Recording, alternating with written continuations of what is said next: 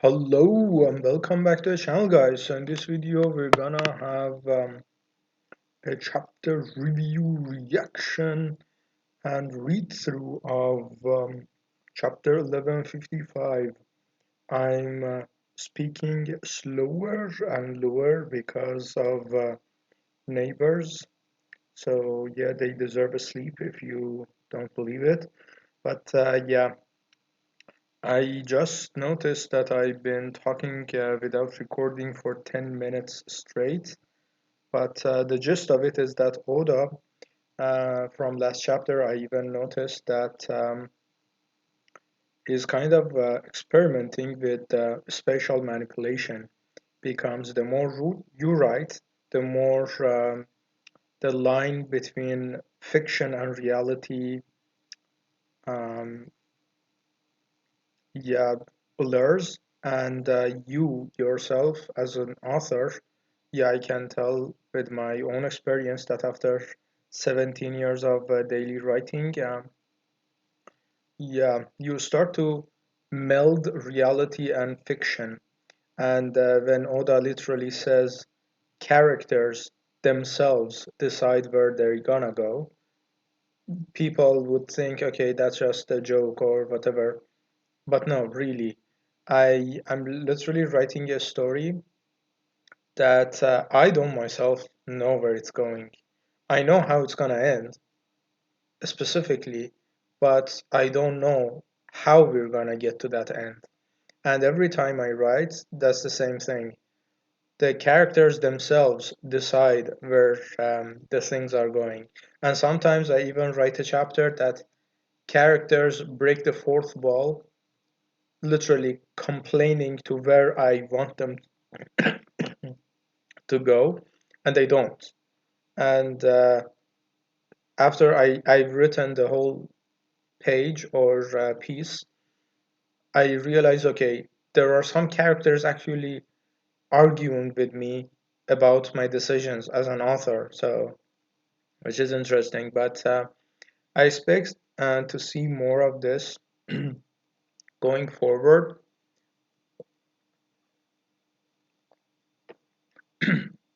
with Oda, with special manipulation, because this is byproduct of instinctive level of writing that you literally live in your own world, that I call it eye jumping, even real kind of situations, because I once was in this room of people who spoke six different languages, all of which I knew. And for me, it wasn't even a language barrier or thought process barrier. I would literally see the perspective of each people, each individual in the room, and I would just hop over from one mind to the other. Not only the, funny enough, the language barrier was not even a barrier, it was an acceleration and accentuating my own eye jumping process that I would do with like people speaking the same language, but when it was different languages, it kind of highlighted the whole journey. But let's see. Ay, to the hookah. This is Elbaf, but Pops ain't here. He's on a voyage, of course, like Kaido and stuff. So, and Loki's eyes remind me of this story I recently, a sob story I recently wrote, and I think it was inspired by Loki. And the story itself is kind of a mindfuck because I'm literally self-inserting myself in the story, talking to someone, and I'm talking to them in metaphors and similar kind of things and symbols, and I'm talking about a myth, about a story itself inside the story. And that story itself, this is the inception aspect of the whole thing. That story itself is happening in six different timelines. So it's seven layers of storytelling, but basically one of the flashbacks of a flashback of a flashback of a flashback character was about this blind girl that her your eyes would get a new hue or new color of the whole color spectrum after like 1 minute. It's 76 seconds. It has a reason in the story, but I realized that now looking at Loki's thing, that's how my mind processes things. So this would have been the inspiration behind that, but we never know. You're all puny humans. This is the first I've ever seen one moving around for real. Okay, okay. His racism was being beat down to him by rocks. I got it. Aha, how cute. Okay, this is Gloriosa. Gloriosa looked sick last panel to last chapter. Right. Hang on, did you just say Pops, you're Harold's kid? Okay, that's Whitebeard. Rocks, the legendary pirate, came to Elbaf, but why? The Rocks pirates. Okay, this is gonna be just a whole introduction of the Rocks pirates. Okay. I'm guessing he can still be reached even if he's away, right? What's your name? Loki. Alright, Loki, just do what I tell ya. Head on home and get someone to send urgent word to your pups. Tell him to say, Loki has been seriously hurt. You've got to return to Elbaf at once. Okay, I like this kind of storytelling that you literally tell the future that adds more kind of aura to you, but I see, Oda is still experimenting with this shit. With it's not even bird eye view kind of perspective, but specifically with rocks, is manipulating this out of this world persona and perception of rocks. You always see him from different angles from above to give you this perception of he is a big guy, but he's not as big as Loki, you know. So yeah. At your mouth. Okay. I need to write my story, so I'm not gonna like read everything. You seriously expect my father to drop everything just cause I'm hurt? And okay. Okay, Oda is gonna decry him now. Okay. Let me see if I'm recording. I am. Okay. Rock's swordsmanship was renowned for its brutal impact akin to giant hammer or cannon fire. It was said to blow everything in the surrounding vicinity away. I'm interested to see if Rocks has devil fruit because yeah, he must have something akin to a devil fruit because of why Blackbeard is. I'm still kind of shocked that Oda took the easiest route of making Blackbeard Rock's son. My theory was that Rocks would be inspiring Blackbeard and would be a Hawks and Endeavor situation that is spiritual son, but not actually blood related. Okay. Whoa-ha-ha-ha. There we have it. Whoa-ha-ha. Okay. This is definitely tied to a devil fruit. Is it gonna be Void, the devil fruit or something? Loki has been seriously hurt. Harold's path crossed with this man once before. Interesting. It happened during the reverie. Okay. Oda is doing literally what I'm doing. A flashback inside of a flashback inside of a flashback, but it's not gonna go as deep as I'm going because I'm literally going and challenging my own mind to literally give up, you know, because there is this saying that when you have this different cognitive processing power, everything seems dull to you and you're bored out of your mind unless you find a worthy challenge. I'm being like a fucking Mihawk in this pitch, but that's reality of things. Uh, you don't know me, but one or two people watching, but I got two master degrees from universities, top 100 universities in my niche, and one of them is ranked 21 in my niche in the world. And still, and not only I finished the 2 year course in 1 year, but also it was just so boring to me, you know. So the only way I challenge myself is that I literally go deep in your own mind and storytelling. So that's why I'm doing this. But Oda is actually gonna be somewhat accessible to broader audience. So I don't think it's gonna go more than one flashback and two and three. I'm already doing like seven flashbacks and might as well today add another layer to it because even that is kind of comprehensive enough for me to set the whole situation in motion because I'm literally challenging my own mind to see okay where you're gonna actually have difficulty with comprehending 50 layers of storytelling, you know. But we'll see. Someone attacked and kidnapped five of the kings, okay, using well the culprit. The lives of those sovereigns cannot be used to extort Mu. Okay, this is the servant. Okay, is this what was her name? The guy the girl we saw in fucking shit. Okay, this is Rocks holding this is the spike holding a gun and seeing Emu. Interesting. This is Gunko, yeah? No kidding, but the Holy Land, the incident would be far, okay. And Truder made it all the way to Flower Room, hidden deep within the Holy Land, okay. Oda is dick riding rocks to the oblivion and back, but the whole the okay, Emu.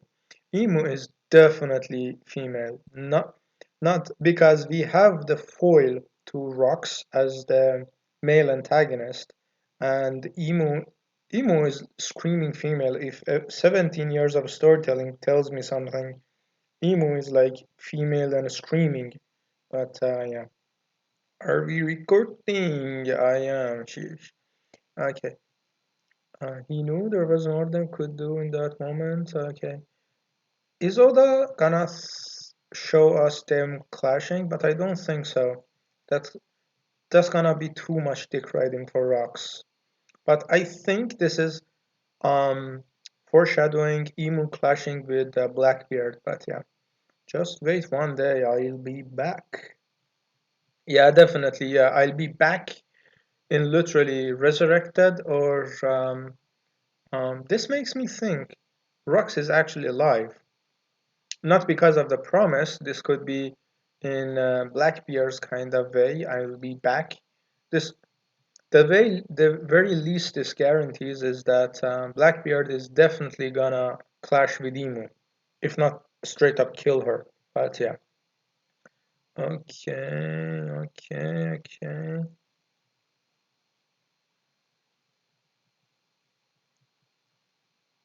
Okay, this is literally Kaido. Harold, but Kaido. Okay. Don't let the kidnapper get away.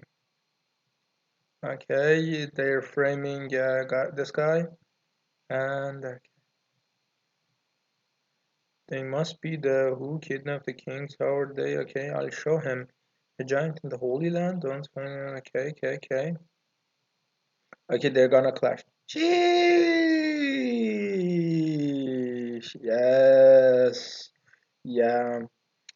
Yeah. Naishudi Fuka. Okay. I don't know why, but Oda is literally almost always showing half of Harold's face.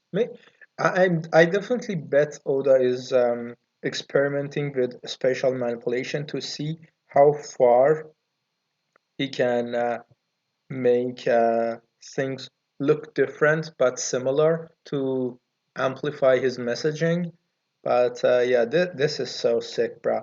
I'm gonna literally insert my face here and sheesh. No, this is sick. Especially the blurred line to show they are shaking and the impact of it, bruh. Yeah, and the cloud here, like, it's literally showing the throwing a wave of Bruh, this shit's so good. State your name. Rise Harold.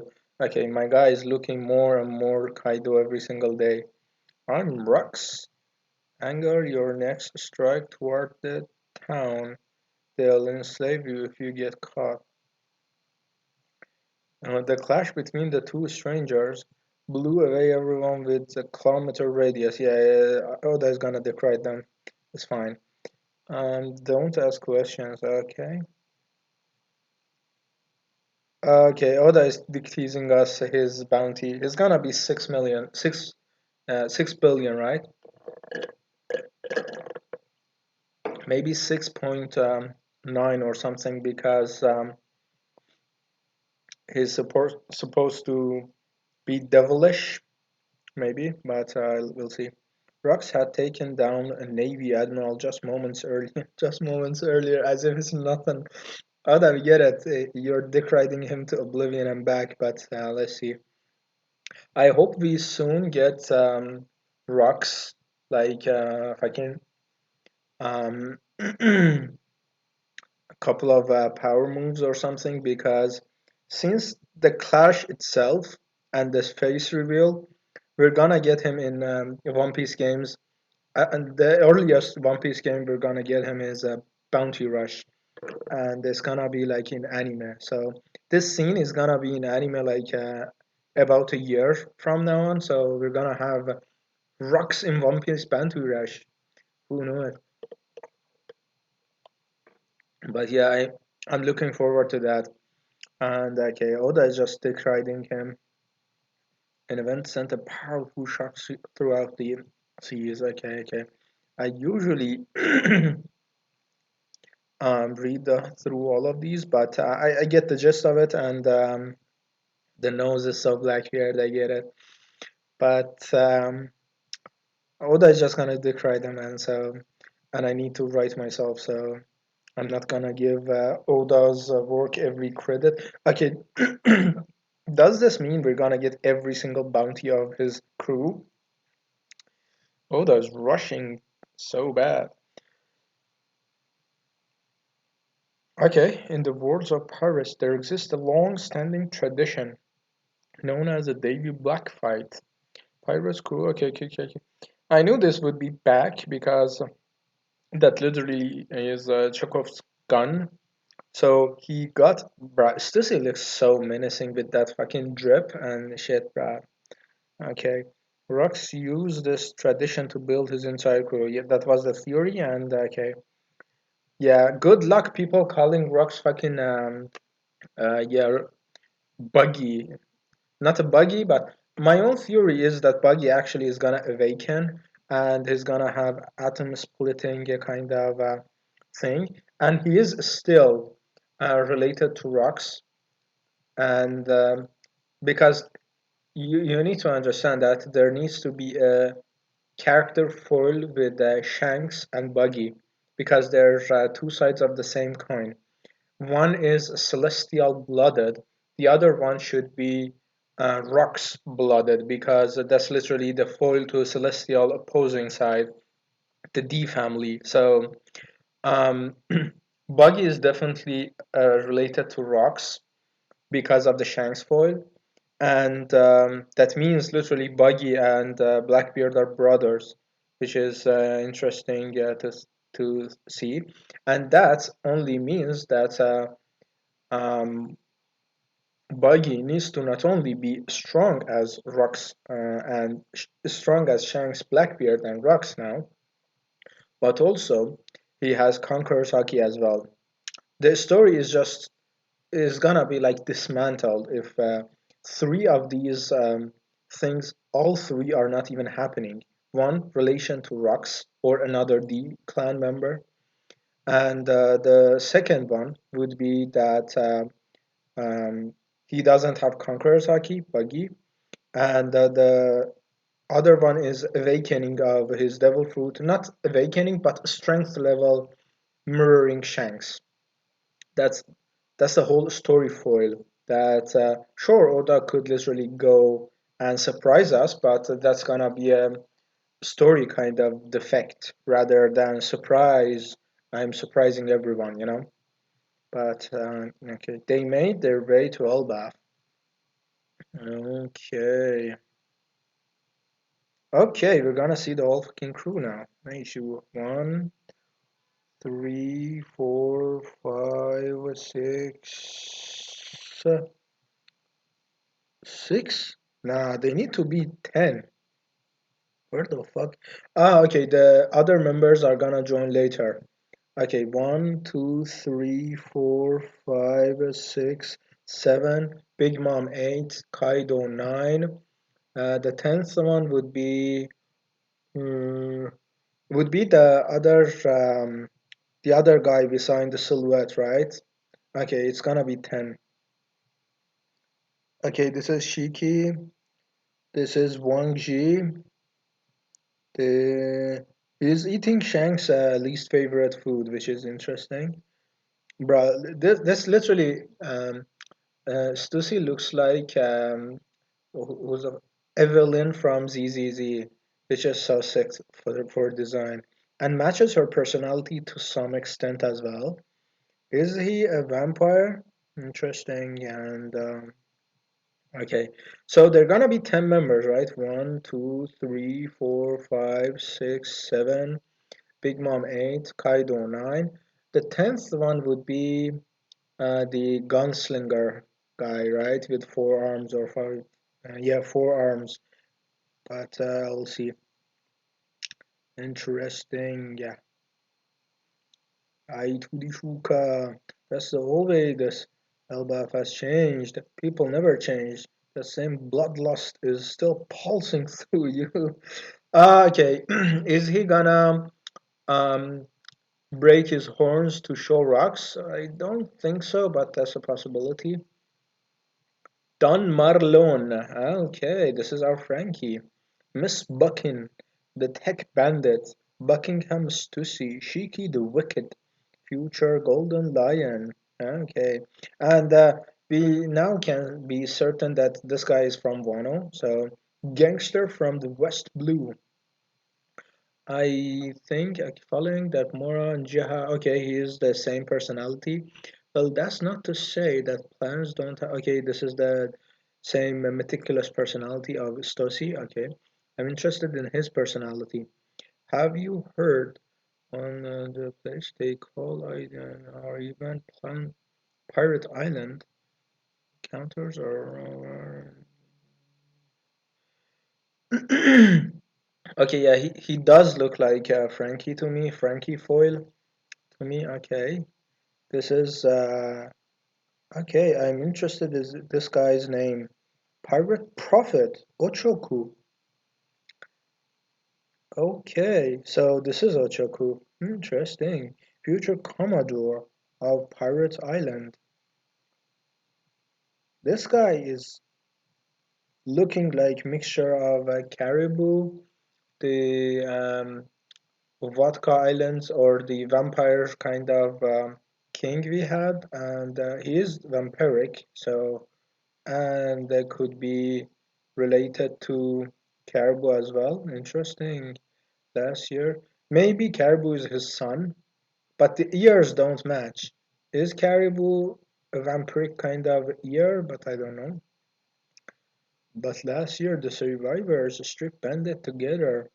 Believe it or not, the island. Okay, Oda is kind of sloppy with specialization in their speech patterns, but I guess okay. Okay, I'll take charge of Hachinosu with the chase. Okay, the one eye open, one eye closed, the Blackbeard thing going on. Interesting. This is just a prologue to my life. Okay, the Rocks is totally alive. Either that or some soul shenanigery is going on with Blackbeard. Using that island as my base, as my base. See, Oda is paying more attention to Rox's speech patterns as my base. Oda is quite precious with the Rox, and true because even like 5 years before we had this panel, like I've been Rock's proprietor for almost all my One Piece life because he's such an interesting character. He could be connected to a celestial woman who would be Blackbeard's mother. Now we know that would be very interesting. Even without Blackbeard, he being wedded to a celestial dragon kind of a female, which is kind of thing I think Oda is taking, and them killing her would mean him literally rushing to revenge her, and the treasure of Hashinosu being Buggy as his another son. This character and Mihawk are the most uh, narratively interesting characters to me because he can tie so many things with D-Clan, with celestial dragons, with Blackbeard now. This guy is like a narrative sponge. He soaks everyone in him. And Mihawk could be related to Emu, and that alone is just so interesting to me. But yeah, these two are just very interesting characters to me. Even Dragon, because either Rocks or both of them are gonna be wedded to a celestial dragon, and either Luffy's mom is gonna be fucking crocodile or a celestial dragon, or is gonna be just both of them are wedded to a celestial dragon. Could be even fucking some weird shit with rivalry going on. How old would be Rocks in this age? Um, I think he could be a kind of romantic rival to Dragon, but I don't think so. He's kind of older than him, but we'll see. I'll crush the Navy, bring the Holy Land crashing down, and after that, I'm gonna be king of the world. Okay. Yeah, he has some grudge against the Navy, definitely. And Loki is gonna be inspired. Your enemies are too big. You're picking a fight with the whole planet, and he's gonna win. That's the whole thing.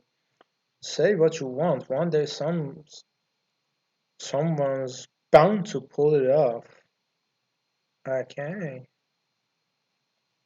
There is no such thing as power that lasts forever. Join me, Harold. If we team up, we will be unstoppable.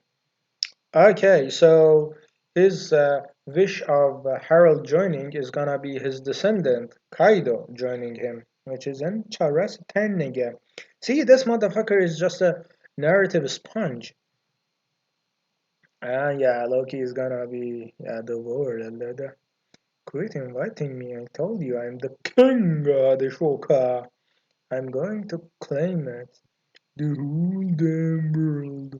Loki suddenly realized he had found salvation to, yeah, if a mother's love didn't fill the void, the whole cosmos would fill the void. But we'll see. Okay. So yeah, he has some soul shenanigery going on because of the whole flaming shit and stuff going on, I think. Okay. 4 years passed. Harold continued numerous invitations, receiving until one day, Rock's plan had finally reached its fruition. Backed by his monstrous crew, he would send the shockwaves throughout the world. The legend embarks. Okay. Oda is gonna literally tell us the whole fucking um, valley thing, Black Valley or God's Valley shit. God's Valley shit through Rox's first POV. Interesting. Yeah. Okay, yeah. This motherfucker gets more and more interesting every single fucking name drop of this motherfucker we got. And this chapter was literally his whole ass monologuing. So interesting. I'm itching to see. So basically, Rox got four of the things I expected. I expected from him. He got like out of four things I expect from Rocks, one was relationship with a celestial dragon, which is not kind of confirmed yet, insane power, which he literally has, and conqueror's hockey, which he literally has, and a relationship with Buggy that I'm kind of pretty sure because of the everything going on. We're gonna see his hair color soon, after a year soon, but by then we're gonna see more of him. And another thing I didn't expect, motherfucker should be alive because of the whole narrative structure Oda's got going with him.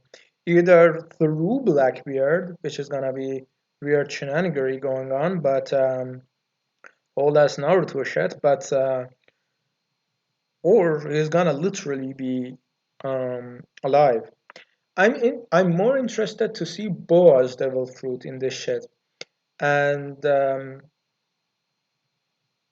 who has the Boa's devil fruit in this shit?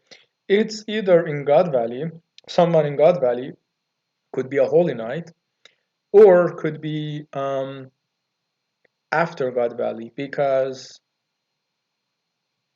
it said Rocks disappeared in God Valley. He didn't die in God Valley, so we're gonna see. But interesting. And Oda is still kind of okay. This is generic kind of point of view, but Oda is kind of experimenting with rocks as it goes to camera angles. But interesting. Yeah, can't wait for Mihawk's whole fleshing out part of the story, but we'll see. But yeah, that's about it. Until the next one. Peace. I need to go writing.